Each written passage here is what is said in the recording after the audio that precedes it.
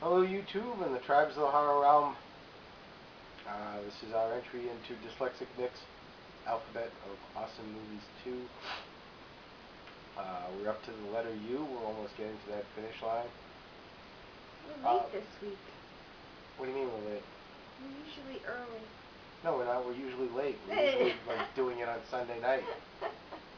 We're posting the letter U on a Sunday night, and friggin' Horror Show 3000's already got his V up. Okay. So technically we're actually a little ahead of time if I get this up tonight. Letter U picked out by Luke, aka Neosinu, and he picked the word underwear, which is almost any movie. I mean, how many movies don't exploit underwear? I mean, almost any good slasher film has someone girl running around in her unmentionables. Some are naked. Or eventually become that. But what were your two? You have two selections for this one, right? You people know I'm an 80s girl, so of course they're 80 movies. This is one of my favorites. Red Science. If you've seen this movie, you know what I'm talking about. But you could just show them the cover because it's already on the cover. Yeah, if you can see them down below, the two guys, they're wearing bras on their head, and that's what they did when they were making Lisa. So you've seen that, like, you know what I'm talking about. Good movie if you haven't seen it. Another one is 16 Candles, which is also one of the iconic 80s movies. And if you've seen it, you know what I'm talking about. But there's a scene when Anthony Michael Hall asks Molly Ringwald if he can have her underwear. And she agrees that he can. And he invites all the guys into the boys' room to get a look at him. And it makes him just like this, this awesome guy because he has a pair of girls' panties. Another great movie. Suggest that you watch both of them. Great 80s flicks.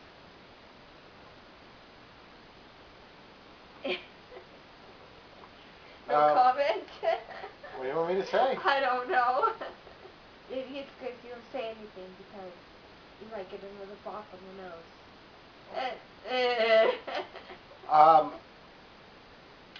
Alright, so as I said, almost all slasher films. This is actually going to be kind of cool. I got a few selections here. Not only is it underwear in films, it's actually some rare DVDs now. But I did see a comment where someone pointed out that the first thing they thought about was guys in their underwear, not women. Not my first thought. No, not mine either. But there is one that I figured I'd bring and point out, and it's got a really dark history, and the DVD is long out of print, and it's worth a lot of money. And that is Clown House. Now, it's actually a really good movie, but it took a lot of years before it ever even came out. The director turned out to be like a diddler, and I guess he molested one of the little boys that are in the movie.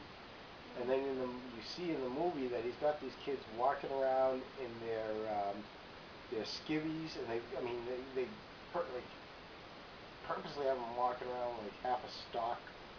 I mean, awkward. But the killers that these three escaped lunatics happen upon a carnival. They kill the clowns and then take over their costumes, and they terrorize these teenagers, and it was really a chilling film. just turned out that the director was a pedo, so. He got charged. Yeah, that's why it's been between, this thing came out in 1990 and when did Jeepers Creepers come out? 10 years later. Mm-hmm. Also, another genre of film that has underwear aplenty is what they commonly refer to as whip films. Women in prison films. Such as the great Roger Corman's Caged Heat, which has the late Juanita Brown in it. Barbara Steele is in it as the warden. It's just one of those exploitation prison films, and of course in women's prison that's all they do is wear anything from nothing to sweaty tank tops and little panties. How do you know? I don't, because I watched Caged Heat, so that's how I know. That's a movie, though. The Big Dollhouse and Women's Prison Massacre. I mean, come on. Okay. Alright. I believe you. And then the final one for this pick, and this is my top selection, is also a DVD that is long, long out of print, and that is Savage Streets. This is the genuine one. This is not a bootleg or anything. This was the 2 discs that came out for about a week.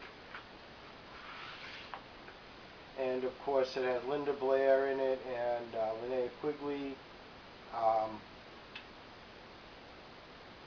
You do see Linnea in her underwear. Not that anyone has not seen Linnea in her underwear.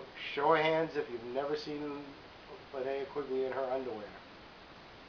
See? No one's raising their hands.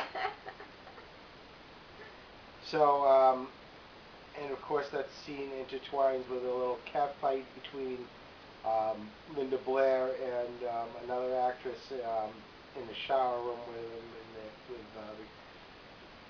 her opponent in her underwear as well.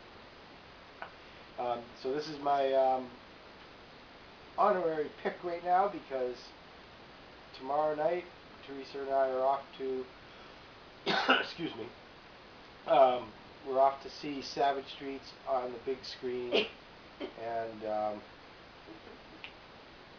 hopefully see Linnea Quigley as well, and perhaps in her underwear. She might only do it in the movies. Somehow I doubt that. Next one coming up, of course, is the letter V, and that it will be picked by Gary, also known as Culpy. So that's it. Oh, and you know what? Remember I kept stumping for I wanted the letter W because I had the perfect word? That's actually 2 words, though. Blank. So I don't think that would count. I think some people use 2 words, though. Well, that one boy used one-on-one, but that really is thing. But this is I think this is a 2-word thing. Takeover. Oh, that is That's one word. Oh, don't let you go. I don't know. You can just read the first word. Look at what it means. The worst, they could have said turnover. How many movies do they have turnovers in? It's okay. Apple turnovers, blueberry turnovers. I'll do your W. Okay. That's it. Anyways, thank you very much. We'll see you soon. Bye.